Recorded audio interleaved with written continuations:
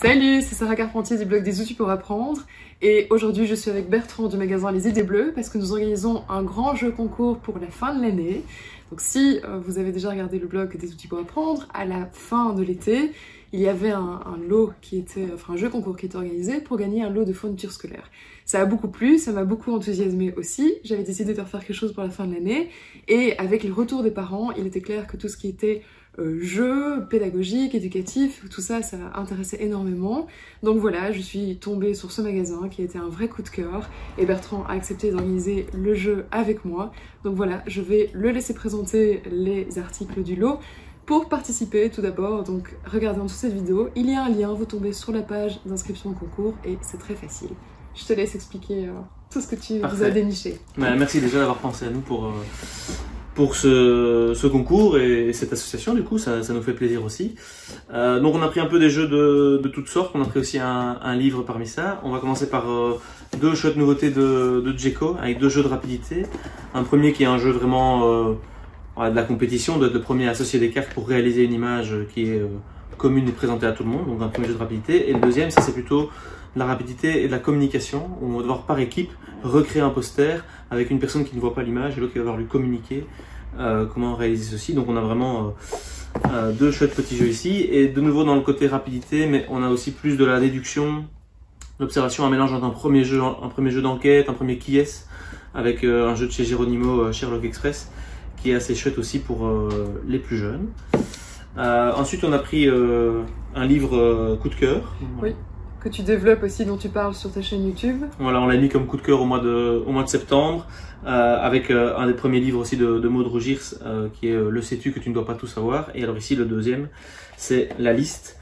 Et donc la liste, c'est une petite fille qui discute avec son grand-père et qui va lui passer une boîte avec une liste de plein de petites choses à faire avant de se croire trop grand pour pouvoir les faire. Et donc il y a plein de petits chouettes messages, etc. Et cette jeune fille, elle va grandir.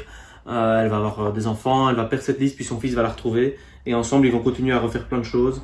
Et donc voilà, c'est vraiment un chouette jeu, un chouette livre, parce qu'une fois que vous avez lu ça, je vous invite à réaliser une liste avec vos enfants de choses que de choses que vous avez envie de réaliser ou que eux ont envie de réaliser, et il y a plein de chouettes moments qui peuvent s'en suivre. Donc vraiment super coup de cœur sur ce livre de très chouette souvenir. Ouais. Tous des articles avec des valeurs, ça c'était surtout... Et ici, ça c'est toi qui avais voulu l'intégrer. C'est clair que les parents, donc quand j'ai des réponses au sondage pour voir ce que les parents voulaient pour le lot, donc c'était des jeux, mais pas seulement, c'était des jeux aussi qui transmettaient des valeurs ou qui vraiment avaient une visée pédagogique. Alors souvent on parle de jeux éducatifs, ce qui est un pléonasme en soi parce que tous les jeux pour moi sont éducatifs, quand on joue on apprend. Maintenant il y a des jeux qui vraiment sont dits pédagogiques parce qu'ils visent une finalité d'apprentissage bien particulière. Et c'est le cas de cette gamme en fait de jeux qui s'appelle les jeux FEX, qui sont des jeux assez innovants, qu'il est très difficile de se procurer dans le commerce, ça c'est sûr. Alors ici j'étais très contente parce qu'évidemment j'ai intéressé quelqu'un pour évidemment intégrer cette gamme-là. Donc ce sont des jeux qui aident l'enfant à améliorer ce qu'on appelle les fonctions exécutives. Donc les fonctions exécutives, pour ceux qui n'ont pas peut-être l'habitude d'aller sur le blog des outils pour apprendre, ce sont tous ces savoir-être qui vont aider l'enfant finalement à mieux apprendre dans tous les domaines. Donc il faut savoir que surtout les jeunes enfants ont une zone du cerveau qui est assez immature, qui est développée mais qui est immature pour le développement de toutes ces compétences, et c'est pour ça que vos enfants, par exemple, quand vous téléphonez, c'est à ce moment-là qu'ils veulent absolument évidemment vous dire quelque chose, ils ont du mal à rester attentifs, ils ont du mal à rester focalisés, ils ont du mal parfois à inhiber certains comportements aussi, et donc on pense quelque part, c'est parce que voilà, ils manquent d'attention ou quoi, mais non, souvent c'est simplement parce que ces fonctions exécutives, bien qu'elles soient là, ne sont pas assez entraînées, ne sont pas assez développées. Alors voilà, je vous invite à aller voir sur le site, il y a tout un article là-dessus, comment aider votre enfant à améliorer ses capacités. Mais voilà, il y a aussi une gamme de jeux qui existe, qui a été développée d'ailleurs par des neuroscientifiques et qui vont aider vos enfants vraiment à développer ces capacités-là, des capacités qui vont les aider toute leur vie et qui, on a même démontré en fait que le développement de ces capacités était lié à la réussite. Alors à la réussite entre guillemets, mais la réussite scolaire en tout cas. Donc voilà, moi j'étais très intéressée pour avoir ce type de jeu, mais c'est introuvable dans le commerce. Donc là voilà, c'était une gamme du coup. Bah oui, déjà, et merci, parce que c'est vrai que nous on travaille déjà avec pas mal de jeux de chez ABBA, qui est une chouette boîte, et ils développent pas mal de jeux qui sont faits en Allemagne. Nous on valorise beaucoup ça, et ceux-ci ils sont faits en Allemagne. Et moi j'avais pas la connaissance de cette gamme FEX, et il y en a quelques-uns, donc de plus en plus, on va pouvoir la développer ici. Et maintenant, j'ai même les arguments pour les présenter. Voilà, donc, exactement, tu m'appelleras. Donc, mais c'est bien, parce que c'est aussi quelque chose, effectivement, que le magasin... Alors, je détaillerai dans une prochaine vidéo tout ce qui m'a plu dans ce magasin, qui vraiment a été un coup de cœur. Mais maintenant, le fait que ce soit aussi un magasin qui privilégie tous les articles éco-responsables, qui sont quand même fabriqués pas à l'autre bout du monde et pas forcément voilà, dans des matériaux... Donc ça, c'était un des éléments qui, évidemment, était, outre le côté innovant, un des éléments qui était aussi assez sympa dans ce magasin. Je te laisse continuer. Ouais, merci. Enfin, le 3 plus gros jeux, avec un premier jeu ici pour plutôt la gestion des émotions. Donc avec Feelings, il existe 2 versions de Feelings, il y a une version pour enfants et une version pour adultes, plutôt pour jouer en fin de soirée avec des amis qu'on connaît bien, ou alors peut-être qu'on a envie de connaître mieux. mais le principe va être un peu le même, on va avoir des émotions qui vont être présentes sur la table, on va lire des situations, et donc par exemple ici, un chercheur a trouvé le secret de l'immortalité. Et donc chaque enfant va devoir jouer un numéro par rapport aux émotions présentes sur la table, en disant voilà, moi c'est plutôt... je sais pas, de la peur, de la tristesse, de la gaieté, etc., peu importe. Et puis après, chacun va devoir estimer le nombre de personnes qui ont voté pour telle ou telle émotion. Et on va avancer comme ça collectivement. Et donc ça va favoriser le débat, la discussion, et parfois la surprise aussi des enfants qui vont dire tiens, je suis étonné, moi c'est quelque chose qui me fait peur, et toi ça te rend plutôt heureux. Voilà. Et donc voilà, il va y avoir des trucs où...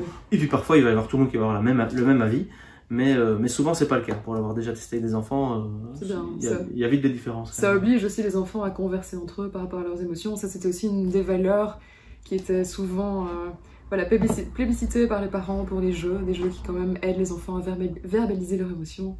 C'est quelque chose d'important. Ouais. Ensuite, on a Dragon Market, qui est un jeu à partir de 7 ans. Et si, comme moi, vous êtes fan vraiment de stratégie, un peu jeu d'échecs, là, on a vraiment un premier jeu accessible, la thématique est assez sympa, on doit aller un peu comme dans un labyrinthe, comme le jeu labyrinthe, aller rechercher des objets dans une rivière avec des bateaux. Mais chaque bateau va bouger d'une manière différente et on n'aura pas le même nombre de mouvements à chaque fois, on peut les épargner pour pouvoir faire des plus gros coups plus tard. Et donc il y a vraiment beaucoup d'anticipation, on doit être très attentif à ce que les autres joueurs vont faire. Et donc ça marche bien à 2, mais ça marche aussi très très bien à 3 et 4, c'est un peu plus chaotique. Et donc on doit vraiment anticiper. Voilà, pour ceux qui aiment bien les jeux de stratégie pure et dure, ça oblige les enfants aussi à planifier, ce qui est aussi quelque chose qu'on ne développe pas assez chez eux, mais effectivement, parfait.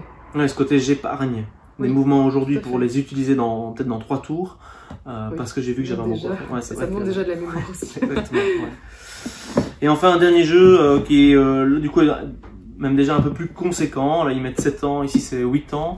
Où là vous avez vraiment un premier jeu de gestion, de ressources, de construction, donc voilà, il y a encore du hasard avec un lancer de dés, mais qui est assez original parce qu'on le lance dans la tour du château, etc. Mais voilà, un chouette matériel pour apprendre aux enfants à aimer les vrais premiers jeux de société, pour après passer sur des plus gros jeux qu'on a ici en magasin. Donc Montmurail de chez Gigamic, un chouette jeu aussi. Ok, donc on a à la fois des fonctions exécutives qui sont améliorées, de la gestion d'émotions, de la stratégie, de la planification, un livre plein de valeurs, je l'ai lu, magnifique. Et puis oui, la rapidité, de la mémoire, etc. Donc vraiment, je pense qu'on a vraiment ici un lot assez complet. Alors c'est un lot qui veut combien? Donc on est à 168 € de jeu ici. Ok, moyen de vraiment aussi faire plaisir en cette fin d'année à pas mal de monde, je pense. Ouais. Très bien, écoutez, n'hésitez pas, sous cette vidéo, vous aurez le lien pour vous inscrire au jeu concours. Vous avez aussi le lien de la chaîne YouTube de Bertrand, où il va partager avec vous tous ses coups de cœur. Vous avez aussi le lien vers son magasin, enfin le site internet du magasin et vers sa page Facebook. Est-ce que je peux dire que tu proposes 10% à tous les abonnés de ta newsletter? Je peux le dire? Donc ouais, il oublie tout le temps, hein, mais c'est pas bien. En fait, on a plusieurs types de vidéos. On a des vidéos où on présente la minute ludicologique, donc on présente des concepts éco-responsables. On fait des emballages maintenant en cadeau encore traditionnel, mais on propose aussi une alternative en furoshiki, donc en tissu, pour avoir une économie plus circulaire. Donc là, il y a une série de vidéos et puis chaque mois, on fait un coup de cœur. Et sur ce coup de cœur, tous les abonnés qui viennent avec le mot de passe ont 10% sur le jeu, le livre, l'objet, parce qu'on a un tas de jouets et de choix ici. Plaisir aussi, tous les mois à tes abonnés. C'est parfait. Voilà. Mais voilà, j'espère que vous participerez en grand nombre. Je pense que c'est un lot qui est quand même assez complet, assez diversifié, qui fera plaisir à beaucoup de monde. Donc n'hésitez pas, c'était le blog des outils pour apprendre, Sarah Carpentier et Bertrand. Merci. Le magasin Les Idées Bleues. À très bientôt. Ciao les parents.